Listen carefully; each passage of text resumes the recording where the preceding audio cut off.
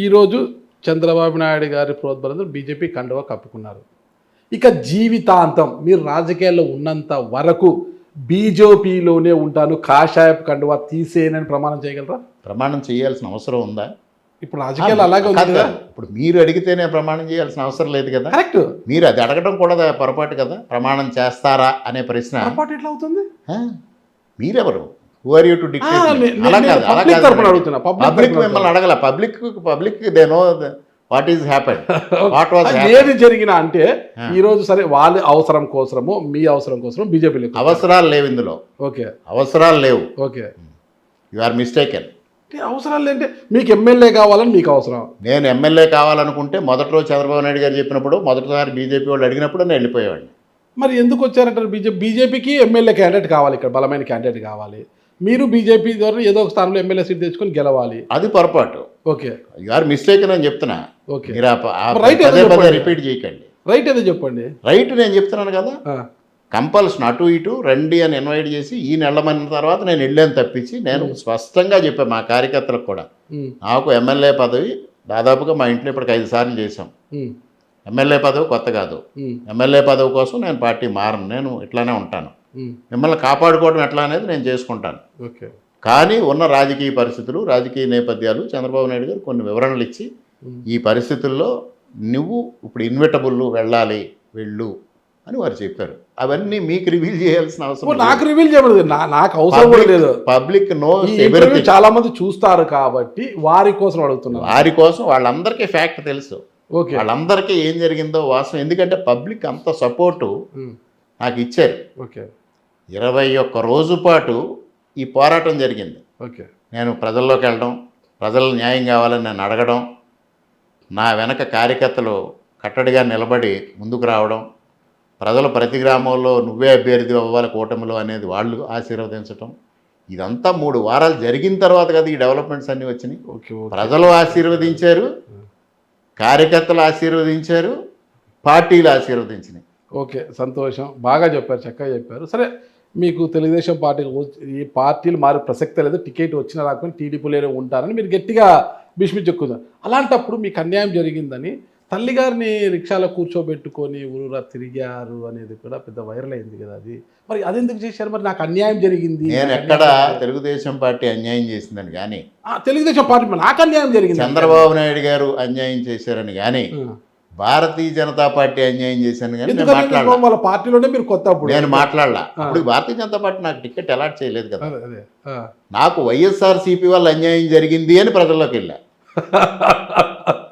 ఇది భలే ఉందండి. ఇది మీరు ఉండేది తెలుగుదేశం పార్టీలో, వెళ్ళింది బీజేపీలోకి. ఇంకా వైసీపీ వల్ల నాకు అన్యాయం జరిగిందని బయటికి వెళ్ళడం ఏంటి అసలు? మరి పబ్లిక్ ఎందుకు యాక్సెప్ట్ చేశారంటారు నన్ను?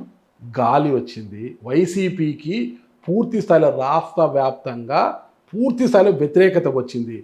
బీజేపీ అంటే కమలం గుర్తు తెలియని చోట కూడా బీజేపీ క్యాండిడేట్లు గెలిచారు. చెప్తారు జమ్మలమడుగులో పూర్తిగా గ్రామీణ స్థాయి రెడ్డి ఆధిపత్యం ఉన్న ప్రాంతము, బీజేపీ ఆదినారెడ్డి గెలిచారు. 10 రోజుల ముందు 20 రోజుల ముందు మీలాగే వెళ్ళిన పార్థసారథి గారు ఆదోనికి, ఆయన కొత్త ఆ ప్రాంతానికి మీరనే లోకల్, చంటి లోకల్ అన్నట్లుగా మీరు లోకల్. ఇక్కడ మీరు అందరు మీ ఫేస్ అందరికీ తెలుసు, గుర్తు కాకపోయినా మీకోసం ఓట్లు వేస్తారు ఇక్కడ. అది ఇక్కడ మీ బలం. There you are. ఓకే, అదే నేనే చెప్తున్నా, అది మీ బలం. ఇక్కడ ఎందుకంటే లోకల్, మీరు నాన్నగారు 4 సార్లు ఎమ్మెల్యే, మీరు ఒకసారి ఎమ్మెల్యే చేశారు కాబట్టి గుర్తు ఏదైనా రామకృష్ణారెడ్డి గారు మనవాడు కదా అని వేస్తారు. ఇక్కడ వచ్చేసి పార్థసారథి 20 రోజుల ముందు వెళ్తేగిన అక్కడికి ఆదోనికి చాలా strong candidate Saiprasad Reddy YCP, అతను ఓడిపోయాడు. పార్థసారథి గారు అక్కడ గెలిచారు బీజేపీలో. అంటే ఇక్కడ జరిగింది కూటమి వర్సెస్ వైఎస్ జగన్మోహన్ రెడ్డి జరిగింది. ఓకేనా? ఆయన అన్నాడు ప్రతిసార్లు నా బొమ్మను చూసి ఓటేస్తారు అని చెప్పారు. ఆయన బొమ్మను చూసి ఎవరు ఓట్లు వేయలేదు కాబట్టి 11 స్థానాలు వచ్చి ఆ గాలిలో మీరు కూడా అంతే. మీకు ఇక్కడ బలం ఉంది. వదిలేండి. ఇలాంటప్పుడు ఈ డిస్కషన్ అంతా అవసరమా?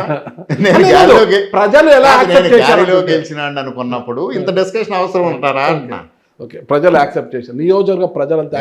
ఇంకొకటి మీరు చెప్పిన ఎగ్జాంపుల్కే నేను చెప్తా. చెప్పండి. పార్థసారథి ఫేస్ తెలియకుండా అక్కడికి వెళ్ళారు కాబట్టి సింబల్ మీద గెలిచాడు. ఓకే, ఇక్కడ నా ఫేసు తెలుగుదేశంతో ఐడెంటిఫై ఉంది. కరెక్ట్. నేను ప్రజల్లోకి వెళ్తే సైకిల్ గుర్తు నన్ను చూస్తారు. కరెక్ట్. కమలం గుర్తు చూడరు. కమలం గుర్తు అనేది పార్టీ క్యాడర్కి, మీడియా ఫాలో అయిన వాళ్ళకి మాత్రమే ఇతను పార్టీ మారాడు, భారతీయ జనతా పార్టీ నుంచి పోటీ చేస్తాడు, కమలం గుర్తు మీద అని తెలుస్తుంది. సామాన్య ఓటర్లకి నా కోసం సైకిల్కే చూస్తారు. ఎందుకు వేసారు ఓట్లు? 20,000 మెజార్టీ వచ్చింది అనుకుంటా మీకు. నియోజకవర్గంలో 20,000 మెజార్టీ వచ్చింది, మిమ్మల్ని చూసే ఓట్లు వేశారు.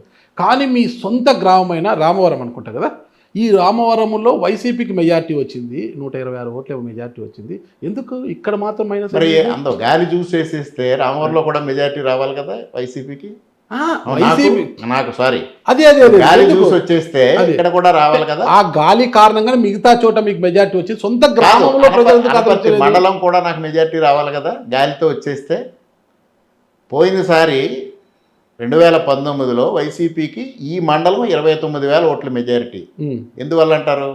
అప్పుడు వాళ్ళకి గాలింది. జగన్మోహన్ రెడ్డి పాదయాత్ర కావచ్చు, తెలుగుదేశం పార్టీ మీద వచ్చిన వ్యతిరేకత కావచ్చు, ఏదైనా కూడా. కాదు ఈ నియోజకవర్గం రెడ్డి సామాజిక వర్గం అధికం తెలుసు. ఆ రెడ్డి సామాజిక వర్గంలో అనపర్తి మండలం అధికం. అనపర్తి మండలం ఉన్న 11 గ్రామాల్లో దాదాపు 70% పెద్ద పెద్ద రెడ్లంతా ఇక్కడ ఉన్నారులేండి. 70% సామాన్యులు కూడా ఉన్నారు, చాలా అతి చిన్న బీదవాళ్ళు కూడా ఉన్నారు. ఫైనాన్స్ ఇచ్చే రెడ్లు, 70 వాళ్ళు ఉన్నారు, రైతు కూలీలుగా చేసేవాళ్ళు ఉన్నారు. అందరూ రెడ్లు ఈ మండలం అతి ఎక్కువ, 70% రెడ్లే. ఆ ప్రభావం ఎక్కువ ఉంటుంది. ఓకే, ఆ ప్రభావం వల్ల ఇక్కడ రామవరం, పక్కన ఉన్న మహేంద్రవాడ, పక్కన ఉన్న పలమూరు, అన్ని గ్రామాలు రెడ్లు డామినేషన్ ఉన్న విలేజెస్ అన్నీ తెలుగుదేశం పార్టీకి వ్యతిరేకంగానే ఉంటాయి. ఓకే, కానీ ఈ ఎన్నికలు మాత్రము రెడ్డి సామాజిక వర్గం కూడా జగన్మోహన్ రెడ్డి గారికి పూర్తిగా దూరం అయిందనేదే కదా. మరి 29,000 నుంచి 296కి ఎందుకు వచ్చిందంటారు వైసీపీ మండలంలో? అదే చెప్తున్నాను అనమాట. అంటే ఒక్కసారిగా వ్యతిరేకత వచ్చినప్పుడు అటు ఇటు చూడడం లేదు, రావడము జగన్మోహన్ రెడ్డి వర్సెస్ కూటమి జరిగింది. అదే నేను మీరు పార్థసారథి ఎగ్జాంపుల్ చెప్పారు. పార్థసారథి కొత్తగా వచ్చిన ఫేస్ కాబట్టి కమలం చూసి వేశారు, కూటమిని చూసి వేశారు. ఇక్కడ తెలుగుదేశంతో ఐడెంటిఫై ఉన్నది మార్పు అనేది ఎలా జరిగింది అనేది నేను అడిగేది. ఏది వచ్చినా సైకిల్ నుంచి కమలానికి ఎలాగ మార్పు జరిగింది? రాయలసీమలో కానీ తెలంగాణలో కానీ కొద్దిగా కమలం అలవాటు ఉంటుంది, ఎక్కడైనా ఈ నియోజకవర్గం కానీ అసలు కమలం ఐడెంటిఫికేషన్ లేని. అదే చెప్పేది. లేకపోయినా కూడా ఇక్కడ నల్లమిల్లి రామకృష్ణారెడ్డి గారు వచ్చారు, గాలి నల్లమిల్లి రామకృష్ణారెడ్డి రెండు కలిసి ఇప్పుడు మొట్టమొదటిసారి 83లో మా తండ్రి గారు పోటీ చేసినప్పుడు 23,000 ఓట్ల మెజారిటీతో గెలిచారు. మళ్ళీ 85లో 5,000తో గెలిచారు. 89లో 6,000తో ఓడిపోయారు. 94లో 5,000తో గెలిచారు. 99లో 986 ఓట్లతో గెలిచారు. మళ్ళీ గ్రాఫ్ ఇలా ఇలా ఇలా ఇలా ఎందుకు? అంతే, ఇక్కడ నేరోగానే జరిగింది. 2014లో నేను 1,1300 ఓట్ల మెజారిటీతో గెలిచాను. ఓకే, ఇక్కడ ఎప్పుడు మరలా ఆ స్థాయిలో 83లో వచ్చినంత మెజారిటీ ఎప్పుడు రాలా. ఓకే, ఎప్పుడు ఇక్కడ వర్గం, పార్టీలు, వ్యక్తి ఈ మధ్యనే జరిగింది ఎన్నికంతా. ఒకటి స్ట్రైట్గా చెప్పండి బాబు, మీ కోపం వస్తుంది ఏదన్నా అడిగితే. వాస్తవం నేను అడుగుతున్నాను. వైసీపీ వల్లే మీకు అన్యాయం జరిగింది. ఓకే, మీరు తిరగచ్చు, గ్రామం తిరగచ్చు, నాకు వైసీపీ వల్ల అన్యాయం జరిగింది అనేసి తిరగచ్చు. కానీ తల్లిగారిని ఎందుకు తీసుకెళ్లారు? మూలారెడ్డి గారు భార్య ఆవిడ. అంటే మీ తల్లిగారు 4 సార్లు ఎమ్మెల్యే, చాలా గొప్ప మహిళ, అసలుకి చాలా గొప్ప వ్యక్తి. ఆయన కూడా మూలారెడ్డి గారు అంటే నల్లమిల్లి మూలారెడ్డి గారు చిన్న వ్యక్తి కాదు. ఎన్టీ రామారావు గారితో కడ వరకు నిలిచిన వ్యక్తి. ఆమె ఎందుకు తీసుకెళ్లారు బయటికి? మీరు తీసుకెళ్తే మీ భార్యను తీసుకెళ్ళాలి. నా భార్య వచ్చింది, మా తల్లి వచ్చింది, కొడుకు, కూతురు అందరం వచ్చాం. మేము అందరం కలిసి ఉంటాం, మా కంబైన్డ్ ఫ్యామిలీ. సానుభూతి క్రియేట్ చేసుకోవడానికి. సానుభూతి కాదు, అందరం కలిసి ఉన్నాం, కలిసే బయలుదేరాం బయటికి. మొత్తం మీద సానుభూతి వచ్చింది కదా. సానుభూతి అసలు ఇతనికి టికెట్ ఎందుకు మిస్ అవుతా ఉంది అనేది చాలా ప్రబలంగా వచ్చింది. ప్రజలందరికీ తెలిసి వైసీపీ ఆడిన గేమ్ అనేది కూడా రైతు కూలీల దగ్గర నుంచి మాట్లాడటం మొదలుపెట్టారు. మీరు ఈ ప్రశ్న వేస్తున్నారు. సాక్షాత్తు మిథున్ రెడ్డి ఆ రోజు ఇక్కడ ఇన్ఛార్జ్, ఉమ్మడి తూర్పుగోదావరి జిల్లాకి 20 రోజులు ఈ క్రైసిస్ నడిచింది. నేను ప్రజల్లోకి వెళ్ళడం, ప్రజలతో మాట్లాడడం ఇదంతా జరుగుతూ ఉంది. ఆ సమయంలో మిథున్ రెడ్డి కాకినాడలో ఉన్నాడు. ఆ రోజు వైసీపీ అభ్యర్థిగా ఉన్న మా ఎక్స్ఎమ్మెల్యేని పిలిపించి, నీ రాజకీయం అట్టర్ ఫ్లాప్, నీ అభ్యర్థికి ఒక నెగిటివ్ ఇష్యూ వచ్చింది, నీ ప్రత్యర్థికి, దాన్ని అతను పాజిటివ్గా టర్న్ చేసుకోగలిగాడు. అతను తెలుగుదేశం పార్టీ అతనికి టికెట్ ఇవ్వలేదో, లేకపోతే Bharatiya Janata party conspiracy create చేసిందో, లేకపోతే ఇంకెక్కడ జరిగిందో అవన్నీ వదిలిపెట్టి వైసీపీ అని నిన్ను టార్గెట్ చేస్తున్నాడు. నువ్వు కనీసం ఇంతవరకు ఖండన ఎందుకు ఇవ్వలేదు అని అడిగారు. అదే ప్రశ్నకి మీరు చెప్పండి, ఎందుకు ఖండన ఇవ్వలేదు? 20 days నేను వైసీపీని ఆరోపిస్తే మీరు వైసీపీ తరఫున ఇంత బలంగా మాట్లాడుతున్నారు కానీ ఆ రోజు నేను వైసీపీ కాదు, కాదు. బలంగా మాట్లాడలేదు నేను. ఆ రోజు ఉన్న విషయాన్ని మాట్లాడలేదు.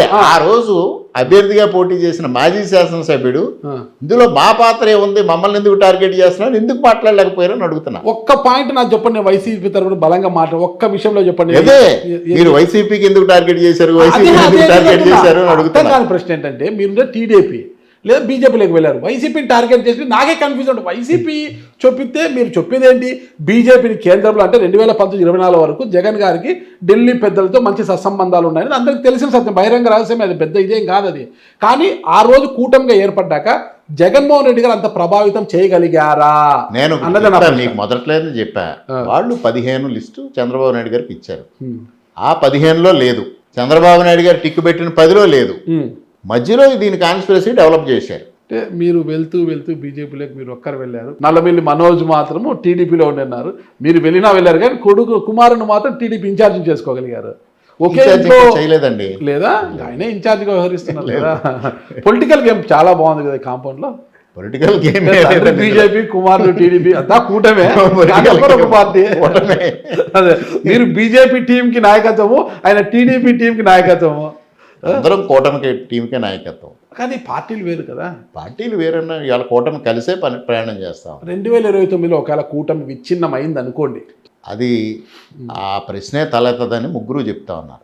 జరగకపోవడం ఈరోజు మన చేతుల్లో ఏం లేదు. అవన్నీ పార్టీలు కావచ్చు, ప్రజలు కావచ్చు, ఆయా సామాజిక వర్గాల ఈక్వేషన్స్ కావచ్చు, పొలిటికల్ ఈక్వేషన్స్ ఏదైనా జరగవచ్చు అనమాట. ఒకవేళ విచ్ఛిన్నమైతే తండ్రి కొడుకుల పరిస్థితి ఒకరికొకరు పోటీకి నిలబడతారా, అంటే కొడుకు కోసం తండ్రి కోసం కొడుకు త్యాగం. మీరు ఈ కాంపౌండ్ లో రాజకీయ కెరీర్ అన్నారు, ఆంధ్రప్రదేశ్లో ఎన్ని చోట్ల జరిగింది ఇలా. సాక్షాత్తు పురంధరేశ్వరి గారి రాజంపేట ఎంపీగా అభ్యర్థిగా పోటీ చేస్తూ ఉంటే భారతీయ జనతా పార్టీ తరఫు నుంచి డాక్టర్ వెంకటేశ్వరరావు గారు వైఎస్ఆర్సీపీ తరఫున ఎమ్మెల్యేగా పోటీ చేశారు. తప్పని పరిస్థితుల్లో ఆయన దిగాల్సి వచ్చింది. కొడుకు ఇస్తే తర్వాత హితేష్ మరలా వైసీపీ నుంచి పోటీ చేశారు. టీజీ వెంకటేష్ గారు భారతీయ జనతా పార్టీ ఎంపీగా ఉన్నారు, భరత్ గారు వాళ్ళ మంత్రిగా ఉన్నారు. సీఎం రమేష్ గారు భారతీయ జనతా పార్టీ ఎంపీగా ఉన్నారు, వాళ్ళ సోదరుడు తెలుగుదేశం పార్టీతో సేల్ చేస్తా ఉన్నారు. మీరు పర్టికులర్ గా ఇక్కడ ఈ కాంపౌండ్ లోనే రాజకీయ జరుగుతూ ఉందండి. చాలా పెట్టుకున్నారు ఈక్వేషన్స్, అయితే ఈక్వేషన్స్ చాలా ఉన్నాయి.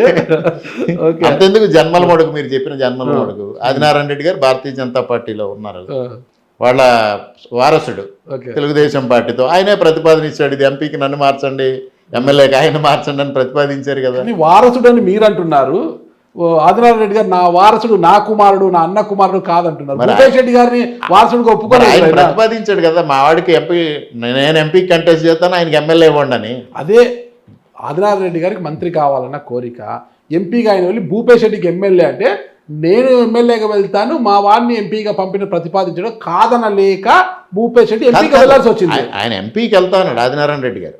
ఆదినారాయణ రెడ్డి గారు అడిగిందే ఎమ్మెల్యే, భూపేష్ ఎమ్మెల్యే కావాలనుకున్నారు. తర్వాత చివరిలో మా కాన్స్పిరసీ వచ్చి ఇవన్నీ డెవలప్మెంట్స్ అప్పుడు ఆయన ఆల్టర్నేటివ్ ప్రపోజల్ ఇచ్చాడు, నన్ను ఎంపీకి పంపించండి, నాకు ఎమ్మెల్యే ఇవ్వండి. అప్పుడు అది కూడా డిస్కషన్ వచ్చింది. అక్కడ ఎమ్మెల్యే టీడీపీకి ఇస్తున్నప్పుడు ఇది అదే బీజేపీకి ఇస్తున్నట్టు ఇది మారుద్దాం మరలాననే ఆలోచన కూడా వచ్చింది.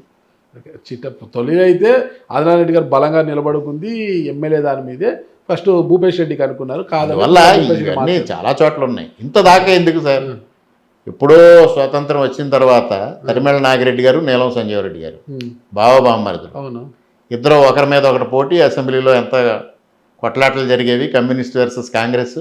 మీకు మేము గుర్తు చేయాలంటారా? తరిమేళ నాగిరెడ్డి మా జిల్లా వసూలు అదే తరిమేళ నాగిరెడ్డి గారు, భారతదేశం సంజీవ్ రెడ్డి గారు గొప్ప పుస్తకాన్ని నేను మొట్టమొదటి చదివిన పుస్తకం అదే. ఓకే, తాకట్టులో భారతదేశం గొప్ప, తాకట్టులో నాగిరెడ్డి గారు. ఆ స్థాయి వ్యక్తులకే తప్పలేదు కదా ఇది. భారతదేశానికి ఒక రాష్ట్రపతిని అందించిన జిల్లా కూడా మాది, అక్కడే ఉంటున్నాము. ఇక్కడ కొత్తగా రాలేదు ఈ రాజకీయ క్రీడ. ఓకే, ఇక్కడ కొత్తగా గేమ్ ఏం లేదు, రాష్ట్రంలో ప్రతి చోట ఉన్నదే. నా ఓన్ నేను వెనక్కి తీసుకుంటున్నాను, ఈ విషయంలో నా ఓన్ నేను వెనక్కి తీసుకుంటున్నాను. ఎందుకంటే మీరు చెప్పే ఎగ్జాంపుల్స్ ఉంటే కరెక్టే కదా, నేనే పొరపాటు మాట్లాడాను.